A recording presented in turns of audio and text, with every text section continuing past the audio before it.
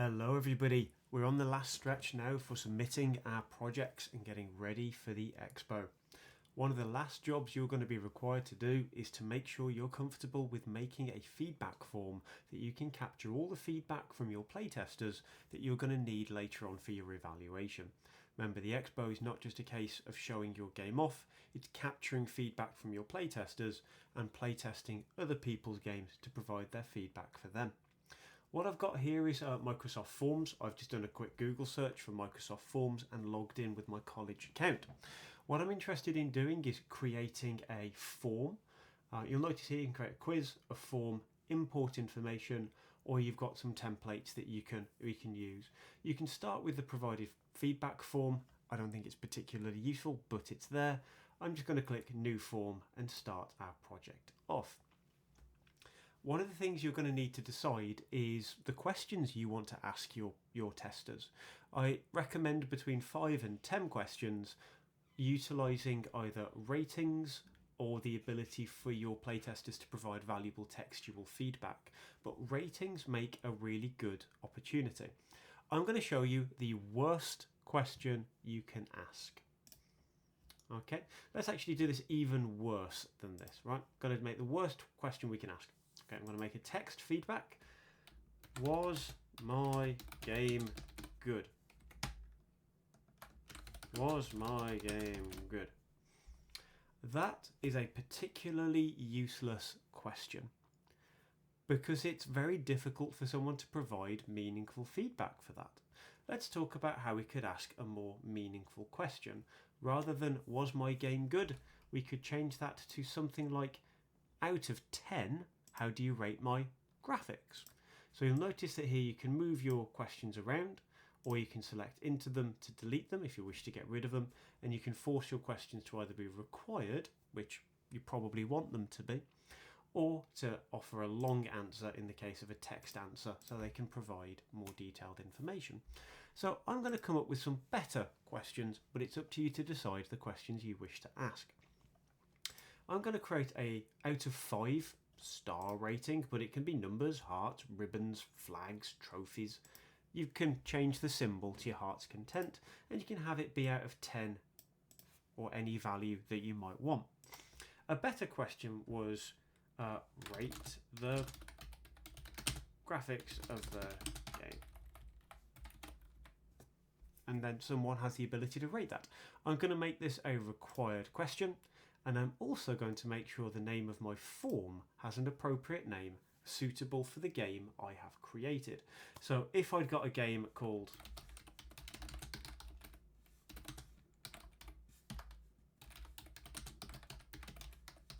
House & College Zombie Apocalypse, I could provide a detailed description that would appear on my form.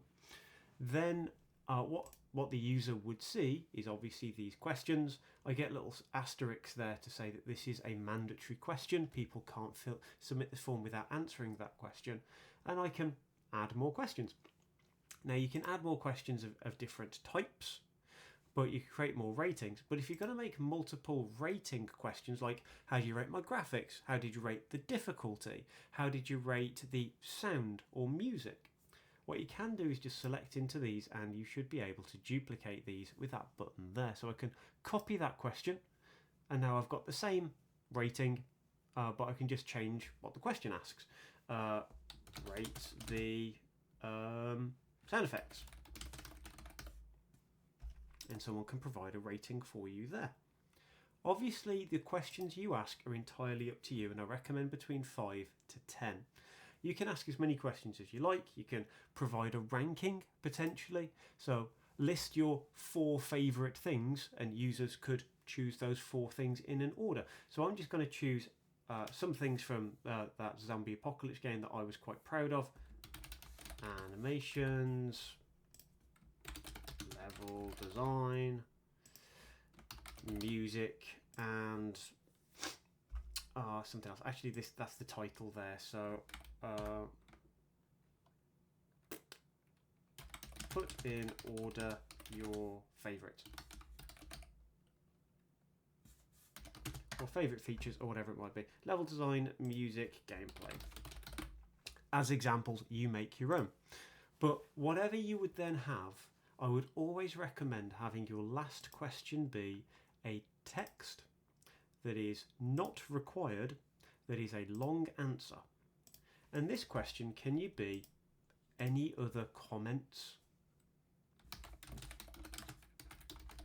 Or something along those lines. Now, that's how you create your form. Obviously, create as many questions as you think is relevant, specific for the game you have made. If you know that it's possible for your player to get soft lock in an area, did you discover that problem? Could be a question you asked. How long did it take you to play the game? Could be a question that you asked, and you could give that user a choice between a range of values. You could create different ratings, or you could create different things if you wanted to. But what I want to show you is what that looks like from the perspective of the person filling your form out. When you try and capture this feedback, you collect responses by clicking collect responses up here, and then it says how people can fill it out. By default, it will say only people in Halezone College can respond, and we can capture their name, which is desirable. You can make it anonymous by unticking that, or you could say anyone can respond. We're going to have plenty of guests there on that day who want to be able to fill out your form. So my recommendation would be choosing anyone can respond, and what you can also then do is create the link for it, and people can fill that out. But here's where the magic happens, right? I could email this out to people, but I don't want to. What I'd like to do instead is to choose the QR code generator, and that will create for me a QR code to this form, and if I changed it, the QR code would still last, which we can then customize and make our own. So if I were to download this QR code, that would generate for me this picture, and we could do whatever we liked with that. We could put that in a Word document. We could snip that out, put it in a Word document. We could change what the text said. We could make this look like a poster with a QR code at the corner someone could scan. It's an opportunity to really make this stand out as a printed piece of media. You must have a QR code that links to your form somewhere, preferably printed, but you might put it on your itch.io page as well. Choice is yours, but a user must be able to scan that QR code and see that form. You could scan this QR code and see that will link to the form I've created. I'm not going to delete it, to see what that looks like from the playtester's perspective if you wanted to. But that's what we need to do, is to create that form that people can then go and visit. If I preview this, I can see what it looks like from the perspective of someone filling it out, and I can also see what it looks like on mobile, which is how most of your users are going to fill this form out, by scanning the QR code with their phone. And you can see what that looks like, and we can give that a demo, or what it might look like on computer, which most people won't fill it out on computer.